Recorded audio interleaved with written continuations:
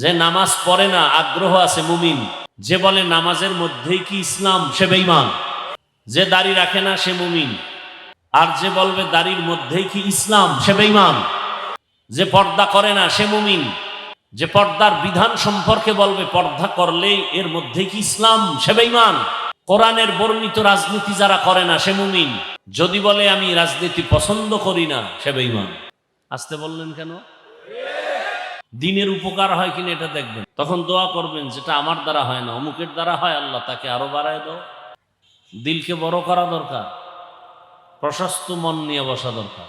প্রত্যেকটা মুমিনের উচিত আমি কথা বলার আগে চিন্তা করতে হবে, বিশেষ করে উলামায়ে কেরামের ব্যাপারে, যে আমার এই কথাটার দ্বারা আলেমের মান কি কমবে না বাড়বে, এটা ভেবে কথা বলা উচিত। কারণ এই জমিনে আলেম নাই তো ইসলামও নেই। কোরআন হাদিস আলেমের কাছে, ইসলাম কোরআন হাদিসের কাছে। এগুলো আমরা ভাবি না বিদায় আউজুবিল্লাহ না পারলেও আল্লাহ আলেমের বিরুদ্ধে মন্তব্য করে। লাভ কি? আপনি বলেন আমি খারাপ, যদি আমি খারাপ না হইতো আপনি খারাপ কি? আপনি বলেন অমুক ব্যক্তি কাফের, যদি সে কাফের না হয় আপনি কাফের। ফয়সালা কোথার থেকে আসবে? তো এমন কথা বলবেন কেন?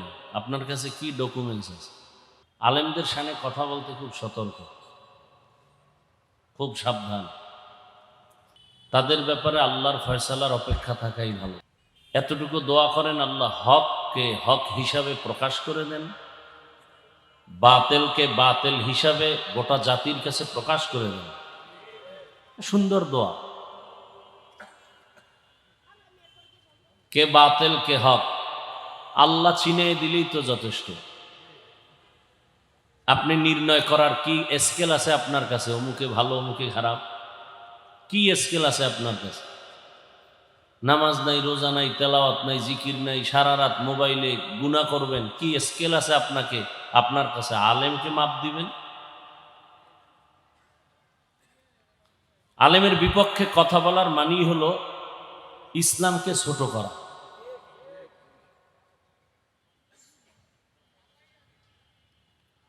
মা বাবার ভালো সন্তানরা আলেমদের বিরুদ্ধে মানুষকে বিভ্রান্ত করে না।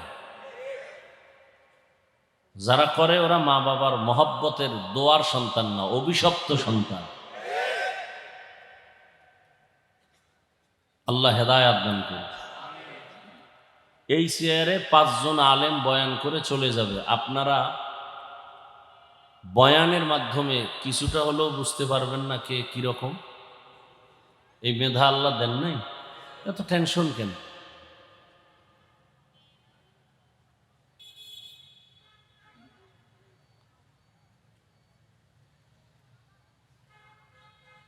বৃহত্তর বিষয়টা দেখলে ছোটখাটো বিষয়টা এড়ায় যাওয়া উচিত।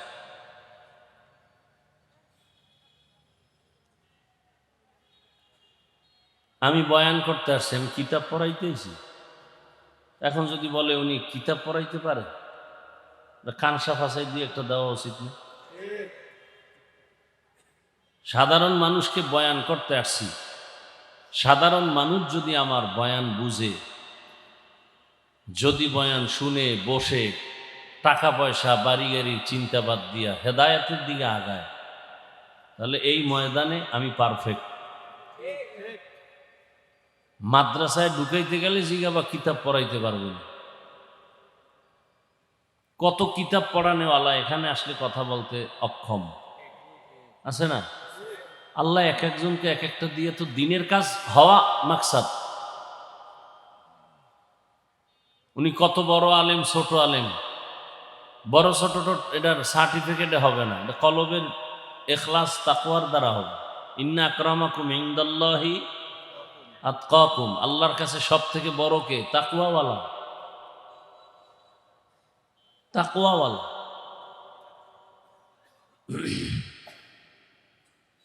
আল্লাহ বুঝার তৌফিক দান করেন।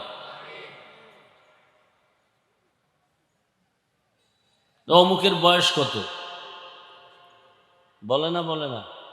হ্যাঁ, এই যারা আসছে আমার বয়স দেখে আইছে, তা আপনার প্রশ্ন করার দরকারটা কি? এই মানুষগুলোকে আমি জোর করে আনছি? কে পাঠাইছেন? দুশ্মনী না মহাব্বতে? মোহাব্বত তৈরি করে দিছেন কে?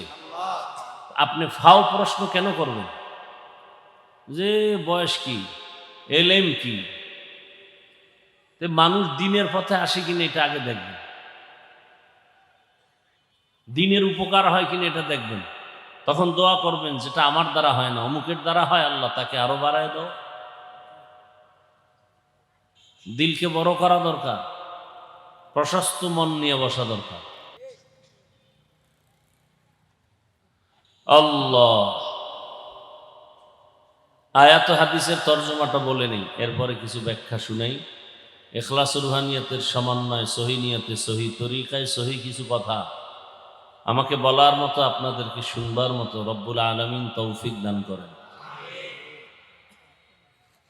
সুবহানাল্লাযী আসরা বিআবদিহি লাইলাম মিনাল মাসজিদিল হারামি ইলাল মাসজিদিল আকসা।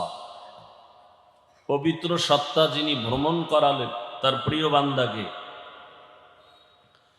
বাইতুল্লাহ থেকে বাইতুল মাকদিস পর্যন্ত। আল্লাযী বারাকনা হাওলাহু লিনুরিয়াহু মিন আয়াতিনা, যে বাইতুল মাকদিসের চতুর্পার্শ্ব আল্লাহর বরকতের দ্বারা বেষ্টিত, যাতে করে রসুল অবলোকন করতে পারেন রবের কুদরতের নিদর্শন। ইন্নাহু হুয়াস সামিউল বাসীর, নিশ্চিত আল্লাহ হলেন সর্বশ্রেষ্ঠ শ্রোতা এবং সর্বশ্রেষ্ঠ দ্রষ্টা।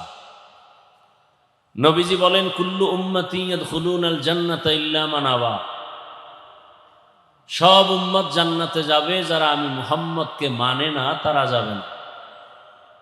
কিলা মান আবা, এই হেদায়েত হয়ে গেছে না বিড়ি টানতে যায়? এত লজ্জা শরম কই গেল? এটা নাটকের প্যান্ডেল, আপনার ভালো লাগে না, আপনি ঢুকছেন কেন? শুরু করতে পারলাম না, ব্যারাম শুরু হয়ে গেছে।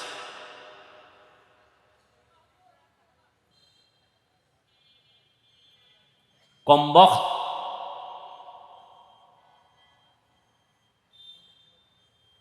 আল্লাহ মাহফিল কবুল করেন, এলাকাবাসীকে কবুল করেন, আয়োজনকারীদের কবুল করেন। মোনাজাত দিয়ে যাওয়ার নিয়ত আছে না কপালে আগুন লাগবে? হ্যাঁ,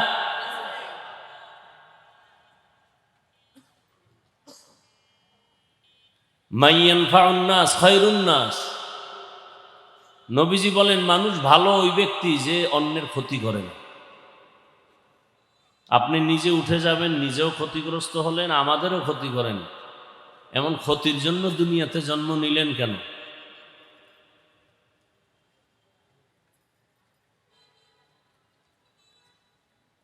নবীজি বলেন সব উম্মত জান্নাতে যাবে, যারা আমাকে অস্বীকার করে তারা জান্নাতে। খেয়াল করবেন, সাহাবায়ে কেরাম প্রশ্ন করলেন, নবী আপনাকে অস্বীকারী তারা কারা? নবীজি ডাইরেক্ট জবাব দেওয়ার মাঝখানে মোহাব্বতের আওয়াজ দিয়ে বললেন, মান আতাআনি দাখালাল জান্নাহ, যে আমার অনুসরণ করবে সে জান্নাতি। ওয়ামান আসানি ফাকাদ আবা, যে আমার অনুসরণের বিরুদ্ধাচরণ করবে সে জাহান্নামী।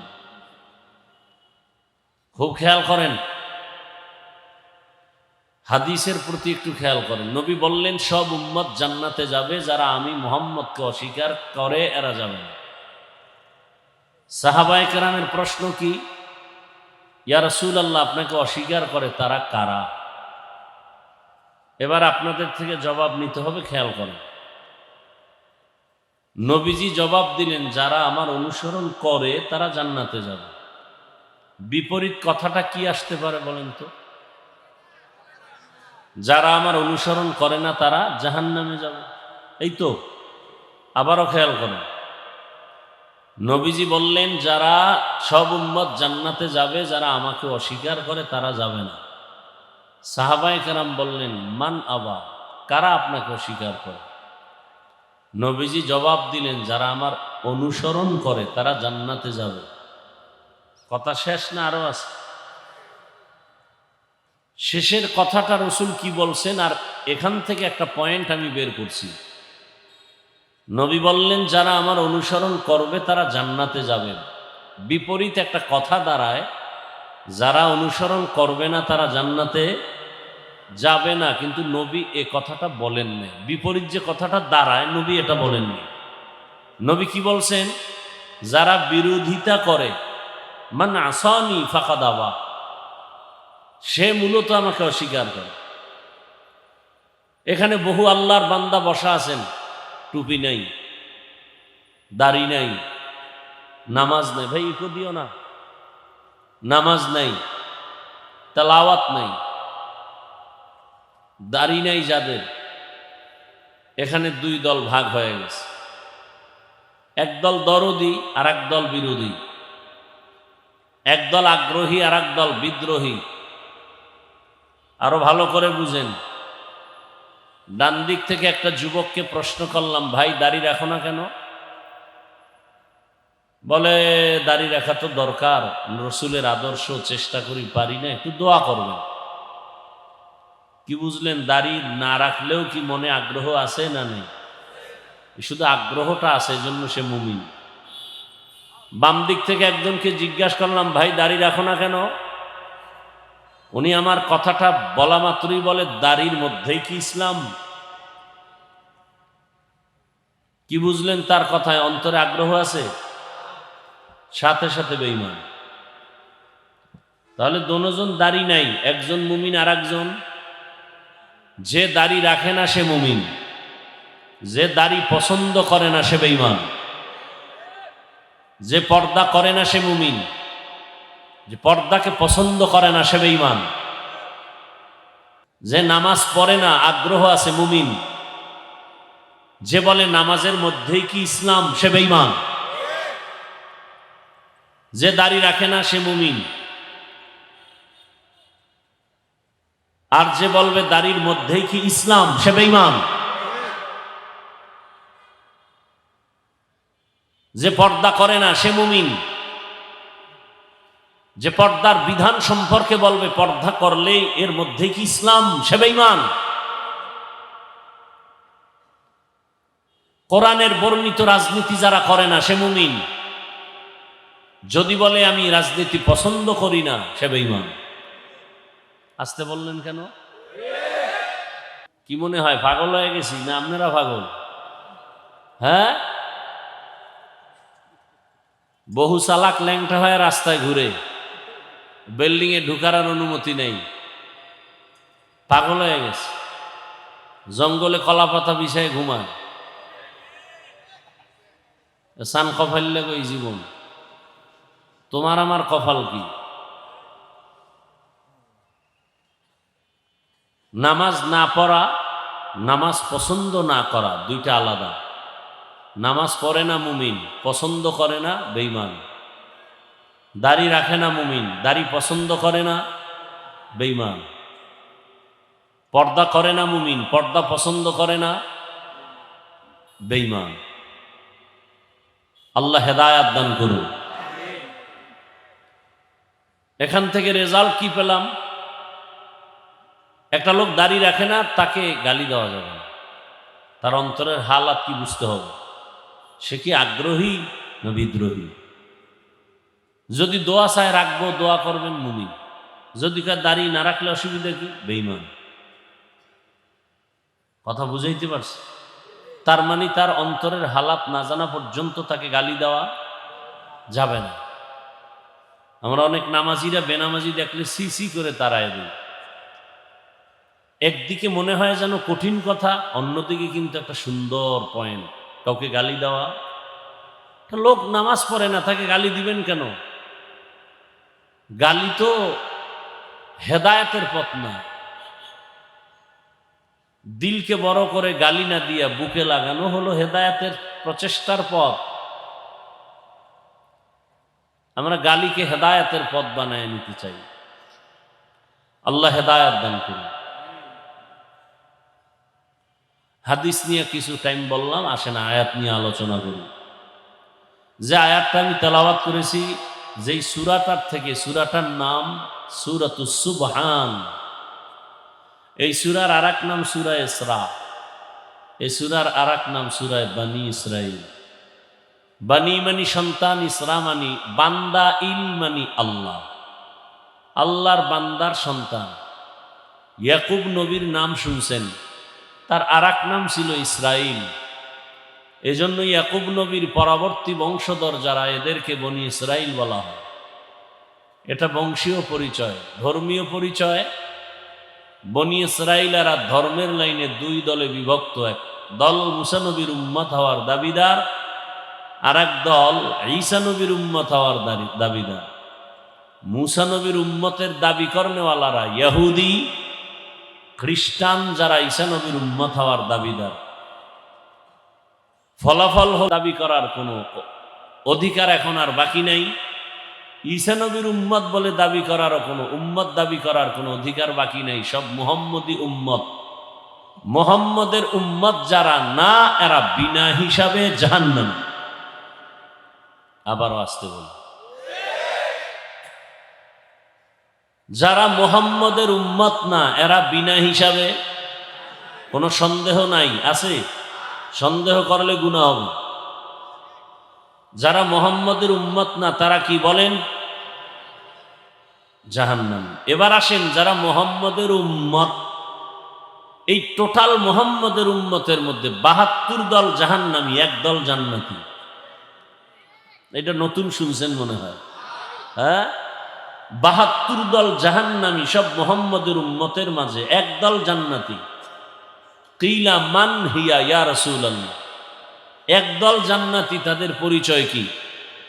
নবী যদি বলেন আমাকে মানবে যারা, তারাই যাবে।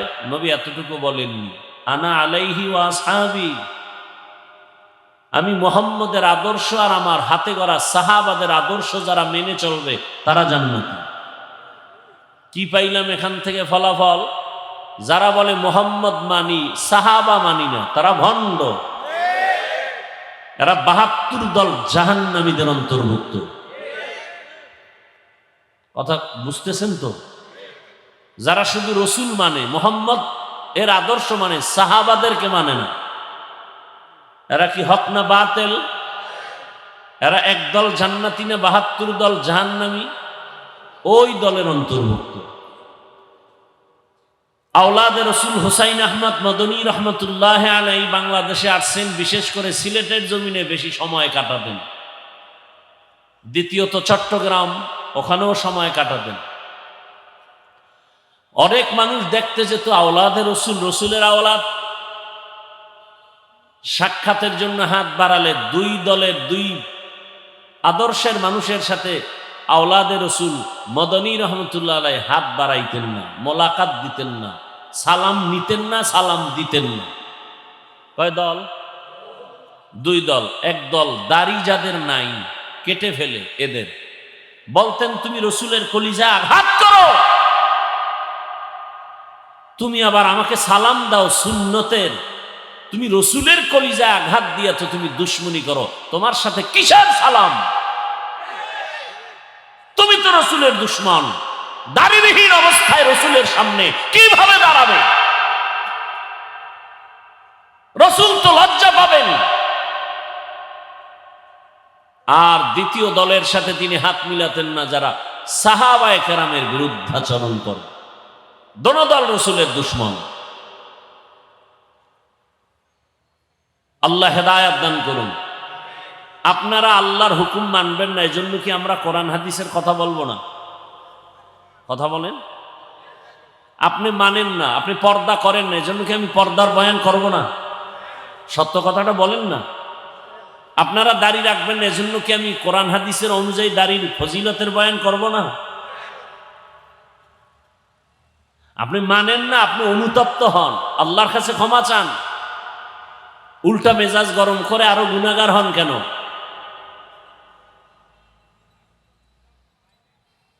জান্নাত পাওয়া আপনাকে সহজ কে বলেছে? জান্নাত পাওয়া সহজ হলে জান্নাতের টিকিট হাতে নিয়ে সারা জীবন আবু বকর কাঁদলেন কেন? জবাব দেন। ওমরে ফারুক রাদিয়াল্লাহু আনহু কাঁদলেন কেন? জবাব দেন। সমস্ত সাহাবায়ে কেরাম কাঁদলেন কেন? জবাব দেন আমাকে। আবার একদল চোরারা কয় এত কাদা লাগে না। অথচ আল্লাহ কি বলেন? ফালিয়াজহাকু কালিলা ওয়ালিয়াবকু কাসীরা, কম হাসো বেশি কাঁদো। আল্লাহ কয় কাঁদো বেশি, আর ওই চোরারা কয় বেশি কান্না লাগে না। কোন চোর এরা? লুসুসুদ্দিন। এরা দিন চোর, ধর্ম চোর, ইসলাম চোর, ইমান চোর, আমল চোর। আল্লাহ হেদায়াত দান করুন। এই কথা বলা যাবে না, ইশারায় কাজ করেন, নাহলে দোয়া করে নেমে যাব ডিস্টার্ব করলে।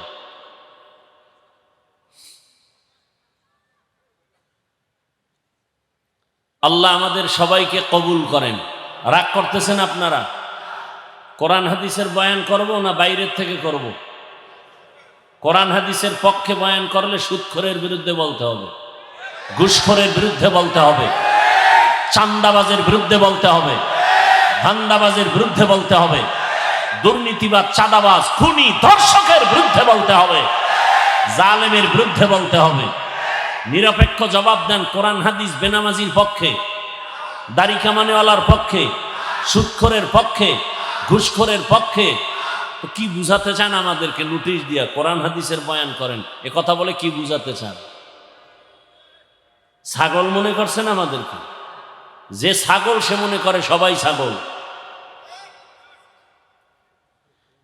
কোরআন হাদিস পড়ছি আমরা, আউযুবিল্লাহ পারেন না, MA pass, IA pass, BA pass, সালাম পাস করে নাই। হ্যাঁ, আমাকে ডিরেকশন দেয়, এভাবে বয়ান করেন, ওভাবে বয়ান করেন। 20টা বছর ডাউলের পানি আটার রুটি খাইয়া জীবন শেষ করে শুধু কোরআন হাদিসই পড়লাম। কয়টা নক্তা, কয়টা জের, কয়টা জবর, কয়টা পেশ, কয়টা অক্ষর, কয়টা শব্দ, কয়টা বাক্য, কয়টা আয়াত, কয়টা সূরা আছে কোরআনে, নামাজের আয়াত কয়টা, রোজার আয়াত কয়টা, যাকাতের আয়াত কয়টা, অর্থনীতির আয়াত কয়টা, রাজনীতির আয়াত আছে কতটা, এর ব্যাখ্যা কি, এর তাফসীর কি, জিহাদের আয়াত আছে কতটা, পড়তে পড়তে পড়তে পড়তে এর ফতোয়া কি, মাসআলা কি, গ্রামার কি, সবগুলো পড়ে আসলাম। আমরা এসে ময়দানে নামছি। আর বেনামাজি সুদখোরেরা যদি নোটিশ দেয় বয়ানটা এমন করেন, ওরে কেমন রডের ভিড়া দরকার, কত বড় নিমক হারাম। এই দোষ সব আপনাদের, সব দোষ আপনাদের। যেই চোরা শ্বশুর বাড়ির থেকে যৌতুক খায়, ওই বদমাস কোনোদিন বউয়ের সামনে কথা বলতে পারে না, বউয়ের পা চাপে। যেই জনগণ ভোটের আগের রাত্রে টাকায় বিক্রি হয়, এই জনগণ দিয়ে এই সমাজকে কোনোদিন শান্তির সমাজ গড়া যাবে না। জনগণ হারামজাদা হলে নেতারাও হারামজাদা হবে, জনগণ নামাজি হলে নেতারাও নামাজি হবে। ভোটের আগের রাত্রে যারা টাকা খায় এরা অমানুষ। কি মানুষ? মানে এরা ভিআইপি মানুষ। আল্লাহ কি করে শুনো, বাজারে গিয়ে একটা মানের মুরগি কিনবেন, 800 থেকে 1000 টাকা দাম। কথা ঠিক না? ভালো মানের একটা ছাগল কিনলে কত? 20,000। একটা গরু কিনলে 1 লাখ। আর ভোটের আগের রাত্রে সোনার বাংলার আশরাফুল মখলুক বিক্রি হয় বাজার দরে 500 টাকা। কি বুঝলেন? ওর দাম ছাগলের সমানও নয়, ও ছাগলের থেকেও খারাপ, ও গরুর চেয়ে খারাপ, ও কুত্তার চেয়ে খারাপ, ও শূকরের চেয়ে খারাপ।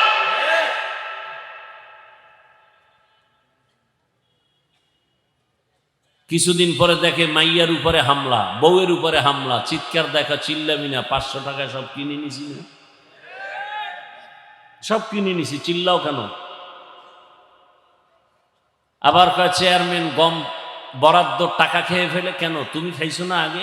চেয়ারম্যান তো আগে খায় নাই, প্রার্থী তো আগে খায় নাই। প্রার্থীটা খাইয়া তুমি শিখাইছো যে এখন তোর বউ বিক্রি করে আমগো খাওয়া, আমগো চেয়ারে বইয়া যা বরাদ্দ আসবে তুই খাবি।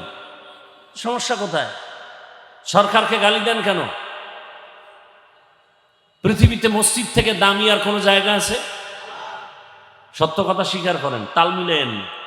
মসজিদের থেকে পবিত্র দামি কোনো জায়গা গোটা দুনিয়াতে আছে? কেমন দামি, যেখানে বিড়িখোর ঢুকলেও বিড়ি ফেলে দেয়, টুপিহীন লোকটা গেলেও টুপি খুঁজে। সেই জায়গার দায়িত্বে সুদখোর আসলো কিভাবে? যেই সুদখোরের গুনাহ আপন মায়ের সাথে অল টাইম জেনা, নাউজুবিল্লাহ আসে না? সে এত বড় পবিত্র জায়গার দায়িত্বে আসবে কেন?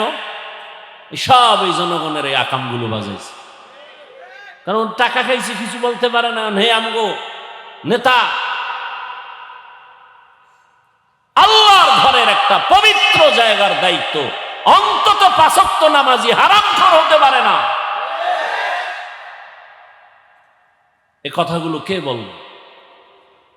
আগামী জুমায় এই স্টাইলে কেউ বয়ান করুক না।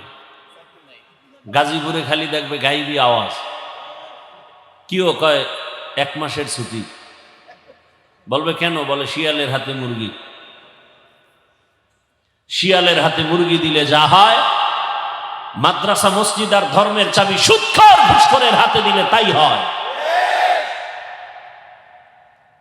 ইমানের বড় পরীক্ষা সামনে। আপনি যে দল করেন এটা আমার জানার দরকার নাই। আমি সব কথা বলতেছি আমার ইসলামকে ঠিক রেখে। আমার জীবনের মূল ইসলাম, কোরআন হাদিস, আল্লাহ এবং রসুল, ওই লাইনে কথা বলতেছি। আমি কোনো কারে ভোট দিবেন না দিবেন তা বলতেছি না। আমার মূল ইসলাম, ইসলামের লাইনে কথা বলতেছি। আর আপনারা মুসলমান, ওই হিসাবে আমি আপনাদেরকে দাওয়াত দিতেছি যে মুসলমান হিসাবে ইসলামকে ঠিক রাখবেন। এটা আমার বলা, আমি বলতেছি, আপনি মানবেন কিনা সেটা আপনার ব্যাপার। আল্লাহ হেদায়াত দান করুন। নিজের ইজ্জত নষ্ট করিয়েন না, চরিত্রকে নষ্ট করিয়েন না।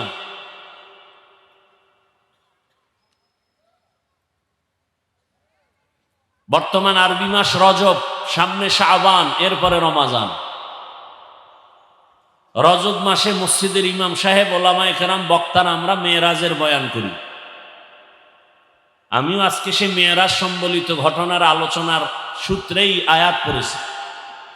অনেক টাইম লাগে আলোচনা শেষ করতে, বাকি আমি অল্প টাইমে শেষ করব। কারণ ইতিহাস শিক্ষা দেওয়ার নাম ইসলাম না, বরং ইতিহাসের মাধ্যমে মানুষ হেদায়াত পাওয়ার নাম ইসলাম। রজব মাস মেরাজের ঘটনার কারণে দামি না, বরং আপনাদের মনে রাখতে হবে মেরাজ রজব মাসে হয়েছে এর কোনো নিশ্চয়তা নাই। ঐতিহাসিকগণ লিখেছেন রমাজানে মেরাজ হয়েছে, মুহররম মাসে মেরাজ হয়েছে, হজের মাসে মেরাজ হয়েছে, জিকদা মাসে মেরাজ হয়েছে। এরকম বহু মতানৈক্য আছে। নাম্বার 2, কোন মাসের কি মহত্ব বর্ণনা আল্লাহ নিজেই করেছেন এবং মাসের নামও আল্লাহ নিজে রেখেছেন। আল্লাহ নিজেই উল্লেখ করে সূরা তাহার এক আয়াতে বলেন, ইন্না ইদ্দাতাশ শুহুরি ইনদাল্লাহি 12 শাহরান ফি কিতাবিল্লাহ ইয়াওমা খালাকাস সামাওয়াতি ওয়াল আরদ মিনহা আরবাআতুন হুরুম যালিকাদ দীনুল কাইয়্যিম। গণনার আকারে মাস হবে বছরে 12টা। কিয়ামত পর্যন্ত কোন বছর 13 মাসেও হবে না, 11 মাসেও হবে না। কয় মাস? 12 মাস। মুহররম, সফর, মুহররম দিয়ে বছর শুরু, আরবি বছর মুহররম। এই 12 মাসের মধ্যে আবার 4 মাস সম্মানের মাস, অনেক দামি মাস। খুব খেয়াল করিয়েন। আল্লাহ বলেন আমার এই সিদ্ধান্তটা আসমান জমিন সৃষ্টির দিন লৌহে মাহফুজে লেখায় ফেলছি কলম দ্বারা। বছরে কয় মাস আবার বলেন? নির্ধারণ করছেন কে? এর মধ্যে কয় মাস আরো দামি? 4 মাস। ভালো করে খেয়াল করেন। একটা বেহুদা কথা বলার আমার টাইম নেই, খুব জরুরি কথা। 4 মাসের মধ্যে খেয়াল করেন তো, রজব, জিকদা, জুলহিজ্জা, মুহররম, 4 মাস। রজব, জিকদা, জুলহিজ্জা, মুহররম।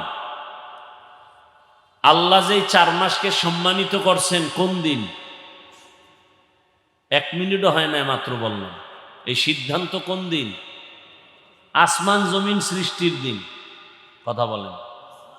আসমান জমিন সৃষ্টির দিন আল্লাহর সিদ্ধান্ত মাস হবে 12টা, এর মধ্যে 4 মাস অনেক দাম। এর মধ্যে রজব আসেনি, মুহররম আছে, রমাজান আন্দাজে কি ওয়াজ শুনতে বলছি। 4 মাসের মধ্যে রজব, জিকদা, জুলহিজ্জা, মুহররম, রমাজান কয় নম্বরে আছে? কথা হয় না। তাহলে রমজানের কোনো দাম নাই। এ বিষয়ে আমি আলাদা আলোচনা করেছি, সময় নেই। মূল থিমটা কি বুঝাতে চাই খেয়াল করেন। রজব একটা মাস আসেনি, মুহররম আসেনি। এই যে মুহররম আর রজবের সম্মানটা অনেক অন্য মাসের থেকে দামি, এই সিদ্ধান্ত আল্লাহ কবে নিছেন? আসমান জমিন সৃষ্টির দিন। লেখা আছে কোথায়? লৌহে মাহফুজে। কি বুঝলেন এখান থেকে? হোসাইনের কারবালার ঘটনার কারণে মুহররমের দাম না, বরং মুহররমের দাম সৃষ্টি, আসমান জমিন সৃষ্টির দিন থেকেই। মেরাজের ঘটনার কারণে রজবের সম্মান না, বরং রজব যে সম্মানিত মাস, এটা আসমান জমিন সৃষ্টির দিনই আল্লাহ লিখে ফেলেছেন। কথা বুঝাইতে পারছি? এই রজবে তারপরও মেরাজের আলোচনা হয়। মেরাজ কি? মেরাজ কেন? মেরাজ কিভাবে? মেরাজ শব্দের অর্থ ঊর্ধ্বে, উপরে উঠা, ঊর্ধ্বে আরোহণ করা। উরুজ থেকে মেরাজ। এই মেরাজ সব নবীর বেলায় হয়েছে। এমন কোন নবী রাসূল যান নাই যার মেরাজ হয় নাই। এই মেরাজ দুই প্রকার, জাহিরি আর বাতিনি। উপরে ওঠা। এই উপরে ওঠা মানে কি? এখানেও বুঝতে হবে। আল্লাহর মোহাব্বতের বন্ধনে উপরে আগায় যাওয়া, মর্যাদার সাথে আল্লাহর মোহাব্বতের বন্ধনে উপরে উঠা। কিসের সাথে? ইজ্জতের সাথে, সম্মানের সাথে। এটা দুই ভাবে হয়, এটা জাহিরি আর একটা বাতিনি। আমি সিঁড়ি বেয়ে এখানে উঠছি, আমি উপরে আসি না নাই? আপনারা কই? নিচে। আমি সিঁড়ি বেয়ে উপরে উঠছি, এটাও একটা উপরে ওঠা। আর মর্যাদার সাথে উঠা এক না। আমি এখানে বসছি মর্যাদার সাথে, এটা সম্মানের সাথে আল্লাহ পাক আমাকে উঠাইছেন আল্লাহর মোহাব্বতের বন্ধনে, না দুনিয়ার লাইনে। খুব খেয়াল করেন, বুঝাবার স্বার্থে বলছি। জাহিরি উপরে ওঠা, ডাইরেক্ট আল্লাহর মোহাব্বতের মর্যাদায় আল্লাহ উপরে নিয়ে নেন। আর একটা হলো বাতিনি। বাতিনিটা কেমন? একই স্টেজে আমরা ওলামায়ে কেরাম 10 জন বসা, এর মধ্যে কারো মর্যাদা একটু এক লেভেলে, আর একটা আরো দামি লেভেল। বাইতুল মুকাররমের খতিব সাহেব আসলে আমাদের তুলনায় তার মর্যাদা কম না বেশি? কিন্তু একই স্টেজে বসা, এক সমানে এক দস্তারখানে খাই, কিন্তু মর্যাদা উপরে কার? খতিব সাহেবের। এটা বাতিনি। একই দস্তারখানে ওমর বসা, আবু বকর বসা, আলী বসা, ওসমান বসা, রসুল বসা, একসাথে। মর্যাদায় কে আগানো? রসুল। এটাও উপরে উঠা। আর একটা হলো জাহিরি। আল্লাহ পাক ইজ্জত দেওয়ার জন্য আমার রসুলকে জমিন থেকে কোথায় নিছেন? আরশে আজিম। এটাও উরুজ। মেরাজ। মেরাজটা হয়েছিল, আপনাদের তো এই ঘটনাগুলো জানা, আমি শুধু কয়েকটা পয়েন্ট বলবো, শিক্ষণীয় বিষয়। রাতের বেলা। কখন হয়েছিল? রাতের বেলা, তাও সামান্য সময়। প্রশ্ন, মেরাজটা রাতের বেলা হলো কেন? দিনে কেন হলো? মেরাজটা শুরু হয়েছিল বাইতুল্লাহ থেকে, বাইতুল মাকদিস সেখান থেকে শুরু। কেন মক্কা থেকে ডাইরেক্ট আল্লাহ নিতে পারতেন না আরশে? কথা বলেন না কেন? পারতেন। আল্লাহ বাইতুল মুকাদ্দাস টাচ করায় নিলেন কেন? প্রশ্ন আছে না নাই? এরপরে এখন 1500 বছর পরে বহু নাস্তিকরা রসুলের মেরাজকে এটা স্বপ্নযোগে বলে। সরাসরি রসুল আরশে আজিমে গেছেন এটা মানতে পারে না। বহু নাস্তিক এখনো আছে। তাদের প্রশ্ন কি, কেমনে সম্ভব? প্রশ্ন কি, কেমনে সম্ভব? আল্লাহ তার জবাব দিছেন, সুবহান, তোমার সব ত্রুটিযুক্ত প্রশ্ন থেকে আমার রব পাক, আমার রব পবিত্র। তুমি যেটা বলো অসম্ভব, সুবহানের দ্বারা সেটা সম্ভব। দুনিয়াওয়ালারা যেটা বলে হবে না, সুবহান বলেন আমার দ্বারা সেটা হবে। তোমার হবে না থেকে আমি পাক, সম্ভব কিভাবে সে থেকে আমি পাক, আমি পারি। আল্লাহ পারেন না? মূসা আলাইহিস সালাম, ঈসা নবী, জমিন থেকে আমার আল্লাহ আসমানে নিছেন না নেন নাই? কথা বলেন না। তো ঈসা নবীরে যদি জমিন থেকে দ্বিতীয় আসমানে নিতে পারেন, আমার রসুলকে নেওয়াটা কোনো ব্যাপার? জুতা পেটা করা দরকার। আল্লাহ হেদায়াত দান করে। ইউনুস নবীরে মাছের পেটে ঢুকাইয়া আবার সুন্দরভাবে বের করে জায়গায় পৌঁছায় দিছেন। আল্লাহ ওটা পারলে এটা পারবেন না কেন? আল্লাহ বলেন, সুবহান, আমার দ্বারা সব সম্ভব। তোমার অসম্ভবের কথা থেকে আমি সুবহান, আমি পবিত্র। রহমতের নবীর মেয়েরাজ, অন্য নবীর মেয়েরাজ, ব্যবধান আছে না নাই? মুসা নবীর মেয়েরাজ হয়েছে, ঈসা নবীর মেয়েরাজ হয়েছে, ইব্রাহিম নবীর মেয়েরাজ। মেয়েরাজের মাকসাদ হলো আল্লাহর মোহাব্বতের বন্ধনে মর্যাদার সাথে আগায় নেওয়া, উপরে নেওয়া। এটা মনে রাখবেন, নাইলে কথা পেছ লাগবে। মেয়েরাজ মানে কি? উপরে যাওয়া। কিসের সাথে? মর্যাদার সাথে। উপরে যাব কই? রবের মোহাব্বতের বন্ধনে আগাবো। কথা বুঝেননি? আইয়ুব আলাইহিস সালামের মেয়েরাজ, ইউনুস নবীর মেয়েরাজ, আর আমার রহমতের নবীর মেয়েরাজ। সব নবী রসুলদের মেয়েরাজ হয়েছে জমিনে, আর আপনার আমার রসুলের মেয়েরাজ হয়েছে আরশে আজিমে। আরো আস্তে করে বলুন। মূসা নবীর মেয়েরাজ তুর পাহাড়ে। কোথায়? ঈসা নবীর মেয়েরাজ মায়ের কোলে। ইব্রাহিম নবীর মেয়েরাজ আগুনের মধ্যে।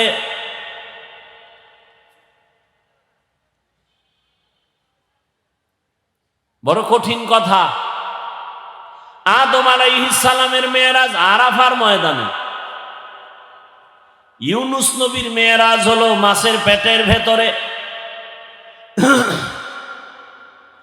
মূলত আল্লাহ মোহাব্বতের বন্ধনে বান্দাকে উপরে উঠায় নেন মর্যাদার লাইনে। আগুনের মধ্যে ফালাইয়া ইব্রাহিমের সাথে আমার মাওলা মোহাব্বতের আলাপ চলতেছে, মেরাজ। আর আপনার আমার রহমতের নবীর মেরাজের জন্য আল্লাহ পাক দাওয়াত দিয়ে আরশে আজিমে নিয়া কাছে বসাইয়া মোহাব্বতের আলোচনা করেছেন। এই মেরাজের সফরে নবীকে ইমামুল মুরসালিন বানায় দিলেন। মর্যাদা খালি বাড়তেছে। ভালো করে বুঝার চেষ্টা করেন। সমস্ত নবীদের মেরাজ হলো ইমতিহান, আর আপনার আমার রসুলের মেরাজ হলো ইনআম। সমস্ত নবী রসুলের মেরাজ হলো পরীক্ষা, আর আমার রসুলের মেরাজ হলো পুরস্কার। ব্যবধান আছে না নেই? আচ্ছা, পুরস্কার যে পায় পরীক্ষা ছাড়া পায় না পরীক্ষার পরে? সব নবীর মেরাজ পরীক্ষা, রসুলেরটা পুরস্কার। পরীক্ষা কই রসুলের? পরীক্ষা ছাড়া কি মেরাজ হইছে? না, রসুলের পরীক্ষা তো সব নবীর থেকে কঠিন। 3 বছর পর্যন্ত শিয়াবে আবু তালিবের মধ্যে গৃহবন্দী, খানা নাই, পানি নাই। গাছের পাতা চাবাইয়া চাবাইয়া নবী খায় আর পেটের ক্ষুধা নিবারণ করেন। নবীর কঠিন সময়, কলিজার টুকরা আম্মা জান খাদিজা রাদিয়াল্লাহু আনহার বিদায়। আর এক বিপদ, এত কঠিন পরীক্ষা, তায়েফের ময়দানের কষ্ট, উহুদের ময়দানের কষ্ট। দুনিয়াতে আসতে গিয়া বাবা পাইলেন না, আগেই নাই বাবা নাই। 6 বছর বয়সে রাসূল মা হারায় ফেললেন। 8 বছরে দাদাও নাই। কঠিন এক মুহূর্তে মা খাদিজাও গেলেন, চাচা আবু তালিবও চলে গেলেন। কঠিন থেকে কঠিন পরীক্ষায় নবী পড়ে আছেন। বারবার নবীর বাড়ির চারদিকে ঘেরাও করে দুশমন, নবীকে জবাই করবে। দান দান শহীদ নবীর কঠিন পরীক্ষা। খন্দকের যুদ্ধে নবী পরীক্ষা খনন করে পেটে পাথর বেঁধেছেন, কঠিন পরীক্ষা। এত কঠিন, হিজরতের পরীক্ষা বড় কঠিন। নবী যাইতে চান না জন্মভূমি ত্যাগ করে, আমার মায়ের দেশ, আমার বাবার দেশ। বিদায় বেলা বাইতুল্লাহর দিকে তাকায় কয়, বাইতুল্লাহ, মনে চায় না আমি এখান থেকে চলে যাই, কিন্তু আমার কওমের লোকেরা, আপন বংশের লোকেরা থাকতে দিল না। চোখের পানি ছেড়ে বলে, রে বাইতুল্লাহ, সাক্ষী থাক, আজ আমি চোখের পানি ছেড়ে যাই, এমন একটা দিন আসবে আমি হেসে হেসে বিজয়ের মালা নিয়ে এখানে দাঁড়াবো। রহমতের নবী বের হইয়া মদিনার পথে আগাচ্ছেন। আবু বকরের ঘরের দরজায় গিয়া ডাক দিবেন, এর মাঝে যতবার কদম দেয়, 2 কদম দেয়, আবার পিছনে বাইতুল্লাহর দিকে তাকায়, একটু যায় আবার তাকায় আর কাঁদে। রহমতের নবীর মন চায় না জন্মভূমি ত্যাগ করে চলে যাবে। রাতের আধারে সালাম দিলেন। ঘরের ভেতর থেকে আবু বকরের আওয়াজ, লাব্বাইক ওয়া সা'দাইকা ইয়া রাসূলুল্লাহ। নবী হালকা আওয়াজ দিয়েছেন, আবু বকর, আপনি কি ঘুমান নাই? বলে, না ইয়া রাসূলুল্লাহ, আপনি বহু আগে আমার কানে আওয়াজ দিছিলেন, হিজরতের সাথী হতে হতে হতে পারি। আল্লাহর জাতের কসম, আমি যত ব্যস্ত থাকি, রাতের বেলা অপেক্ষায় বসে থাকি, রহমতের নবী কখন এসে আমারে ডাক দিবেন, ঘুমালে হবে না। নবী আশ্চর্য হয়ে গেলেন, এমন ত্যাগও কি মানুষের জন্য করতে পারে? আবু বকর কাঁদেন আর বলেন, রহমতের নবী, আমার ছোট মেয়ে আসমাও ঘুমায় না, প্রতিদিন নাস্তা বানায় রেডি থাকে, মদিনার সফর বড় লম্বা, নাস্তা দিয়ে দিবে। এমন কি যে সফরের উট রেখেছি, উটও ঘুমায় না, সারা রাত সজাগ থাকে, কখন জানি সফর শুরু হয়ে যায়। এত পরীক্ষা। এমন একজন লেকচারার নাই, লেখক নাই, এমন একজন ওয়াইজ নাই যে রসুলের করুণ কাহিনী বলে না, লেখক লিখে না, কিন্তু কিয়ামত পর্যন্ত লেখা চলবে, কলম শেষ হবে। রহমতের নবীর প্রশংসা আর কষ্টের জীবনী বলে শেষ হবে না। আল্লাহ কয়, এত কষ্ট নবী করলেন, পুরস্কারটা আমি আরশে আজিমে নিয়ে দিব, আসেন। হুয়া হুকুম জিবরাইল কো ইউশিতা बुराक जन्नत से कर इंतखाब सजा उसको ज़वर से तू ताबा पा फिर उसको तू काबा में ले कर के जा।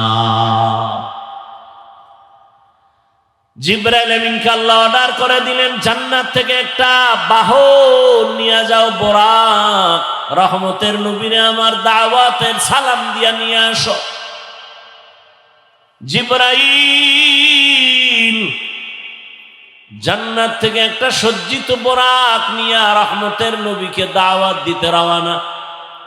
রাতের গভীর বাইতুল্লাহর পার্শ্বে গিয়া বোরাকটারে বেঁধে এরপরে রসুলের ঘরে গেলেন ডাকার জন্য। নবী ঘুমান্ত অবস্থায় আছেন কোথায়? কেউ বলেন শিয়াবে আবু তালিবের মাঝে নবী ঘুমাচ্ছেন, কেউ বলেন চাচাতো বোন উম্মে হানির ঘরে ঘুমাচ্ছেন, কেউ বলেন হাতিমে কাবায় নবী ঘুমাচ্ছিলেন। তিনোটা বর্ণনাই বিশুদ্ধ। এর সামঞ্জস্যতা কি? ওলামায়ে কেরাম লিখেছেন, শিয়াবে আবু তালিবের আন্ডারেই ছিল, বাউন্ডারির মধ্যেই ছিল উম্মে হানির ঘর। জিবরাইল আমিন ঘরের উপর থেকে ফাঁকা করে নিচে নামলেন, দরজা খুলেন নাই, নবী তো ঘুমাচ্ছেন। জিবরাইল আমিনের নূরের 600 পাখা একবার সে চেপে রসুলের মাথায় টাচ করেন নাই, রসুলের পা মোবারকের নিচে গিয়ে একটু হালকাভাবে পাখা লাগালেন। রহমতের নবী সোজা হয়ে গেলেন, তাকায় দেখে জিবরাইল, দরজা লক করা, উপর থেকে খালি আসমান দেখা যায়। জিবরাইল, ভাই এমন কেন করলা? উল্টা পথে কেন দরজা বাদ দিয়ে? বলে আজকের টোটাল ব্যবহারটাই হবে উল্টা, টোটাল ব্যবহার উল্টা হবে। ঘুমের মানুষকে সজাগ করার আদব শিখিয়ে দিলেন জিবরাইল। এ কারণে রহমতের নবী বলেন, আদ্দামানি রব্বি ফাআহসানা তাদিবি ওয়া আল্লামানি রব্বি ফাআহসানা তালিমি।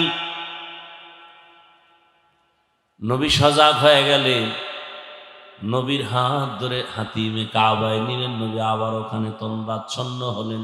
জিবরাইল আবার ওখান থেকে উঠাইয়া বাইতুল্লাহর দরজার বরাবর পার্শ্বে জমজম কূপের কাছে নিয়ে শোয়া দিলেন। নবী বলেন, আমি সব দেখতেছি। চিৎভাবে শোয়াইয়া আমার বুকটাকে চিরলেন, কলবটাকে বের করলেন, স্বর্ণের পেয়ালায় রাখলেন, জমজমের পানি দিয়ে ধুইলেন। এরপরে আবার ভেতরে রাখলেন, চাপ দিলেন, সমান হয়ে গেল। আমি তাকায় দেখতেছি আমার ডান পার্শ্বে 70,000 রহমতের ফেরেশতা দাঁড়ানো, বাম পার্শ্বে 70,000 ফেরেশতা দাঁড়ানো, সামনে 70,000 রহমতের ফেরেশতা, পেছনে 70,000 রহমতের ফেরেশতা, মিকাইল আলাইহিস সালাম দাঁড়ানো। আমার কলব বের করলো, কুদরতের অপারেশন করলো এরকম 4 বার। সেলাই লাগে নাই, রক্ত যায় নাই, ব্যথাও পাই নাই। এটাকে বলে বর্তমান আধুনিক বিশ্বে ওপেন হার্ট সার্জারি। বাহাদুরি করে আমি ওপেন হার্ট সার্জারি করে সাকসেস। তোমার 1000 বছর আগে আমার আল্লাহ সাকসেস। ওপেন হার্ট সার্জারি হয়েছে রসুলের 4 বার। সেলাই নাই, রক্ত নাই, ব্যথা নাই, কুদরতের অপারেশন। কে জানি আবার ঘুমের মধ্যে স্বপ্ন দেখছে রসুলের কোনো এরকম কি বলে শক্কে সদর হয় নাই, বড় কঠিন হালাত। এগুলো নাকি মিথ্যা কথা, কোরআনের আয়াত মিথ্যা কথা। আল্লাহ হেদায়াত দান করুন। আপনাদের একটু খারাপ খারাপ লাগতেছে মনে হয় না? আমি টের পাইলে আমি মোনাজাত দিব, আপনাদের টেনশন করার কিছু নেই।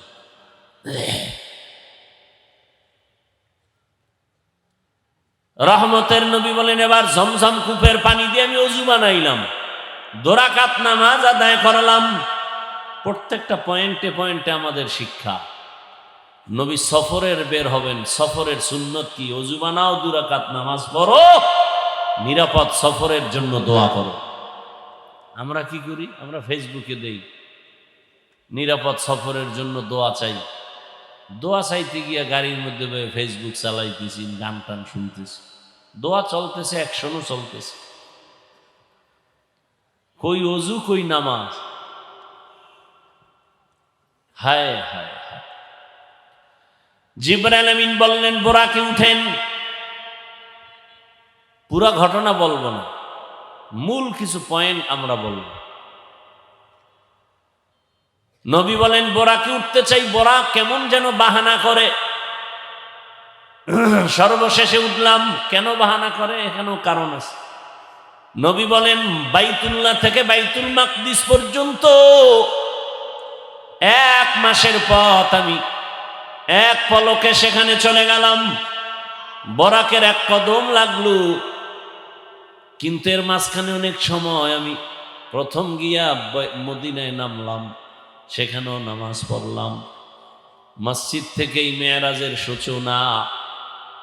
এজন্যই তো মুমিনরা আরশেও যাইতে পারবা না, তুর পাহাড়েও যেতে পারবা না, জিব্রাইলও আসবে না। এ কারণে তোমার মেরাজ হবে মসজিদের মধ্যে নামাজের দ্বারা। মেরাজ চলতেছে কার সাথে সম্পর্ক? নামাজে মেরাজ কার সাথে সম্পর্ক?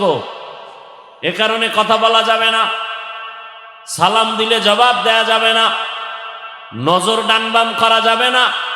কারণ কি চলতেছে?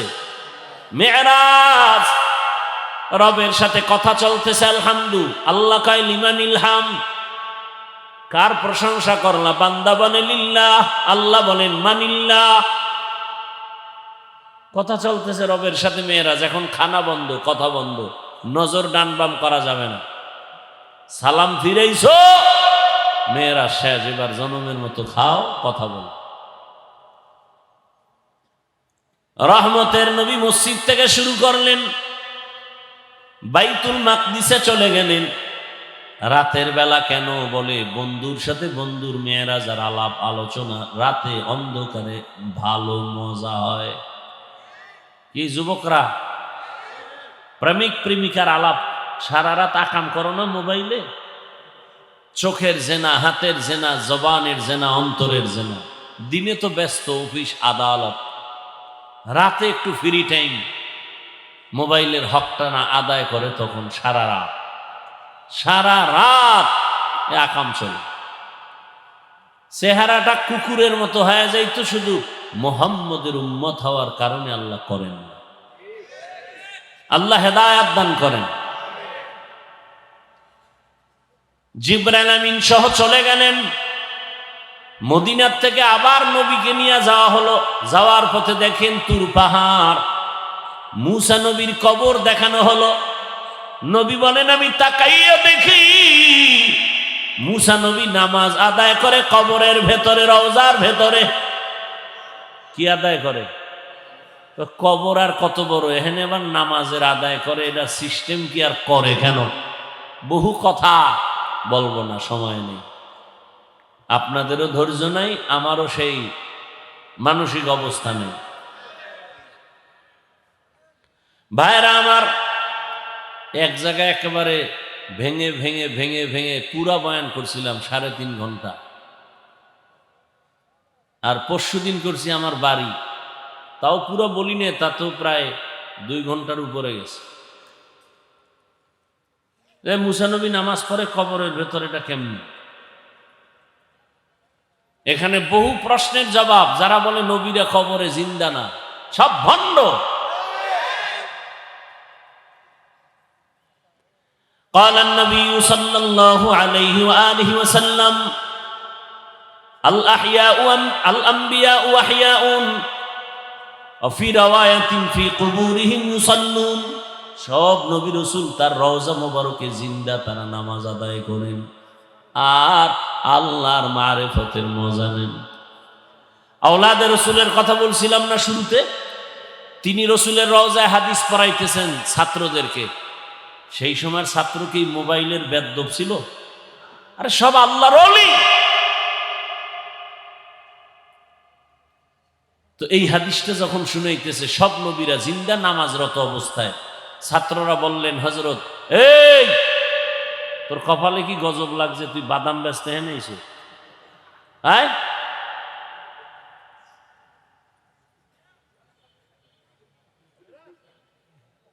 এটা খাওয়ার প্যান্ডেল। আহা, এই বলনেওয়ালাও থাকবে না। আমি মরে গেলে আর কে বলবে? এরকম বলনেওয়ালা সংখ্যা কম, মরে গেলে আস্তে আস্তে এরা থাকবে না। তারে নারে বন্ধুরে কইয়া সব চলবে।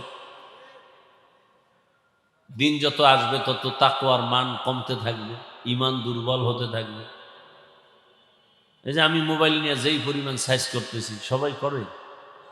জাতি কি কয়? হুজুর বাদ দাও, মোবাইল বাদ দেওয়া যাবে না। এদেশে বক্তার অভাব নেই।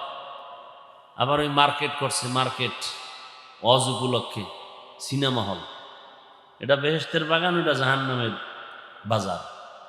অনেক মেয়ে ছেলে ঘুরে না, কথা হয় না, মেলা মেলা বেলুন কিনে, প্লাস্টিকের মাছ কিনে, ওখানে যত কবিরা গুনাহ হইতেছে এর দায় নিবে কে? আমি বক্তা। তো অজুগুলো খেয়ে আকাম কেন? ওখানে বেলুনের দোকান কেন? বড় কঠিন হালাত। কে বলবে এই কথা? বলার মানুষ নাই, শোনার মানুষ নাই, বিরোধিতা করার মানুষের অভাব নেই। কতটা রাত সাধু মোবাইল লইয়া কাটাইলা, আল্লাহর দিনের কথা শুনতে একটু সময় বেশি, ধৈর্য হয় না, পাগল হয়ে গেছে। বিড়ি টানার টাইম অনেক দেরি হয়ে গেছে, দৌড়ায় বিড়ি টানবে। কেউ কেন একটু পরেই টান দেই, মোনাজাতটা হইবে পরে।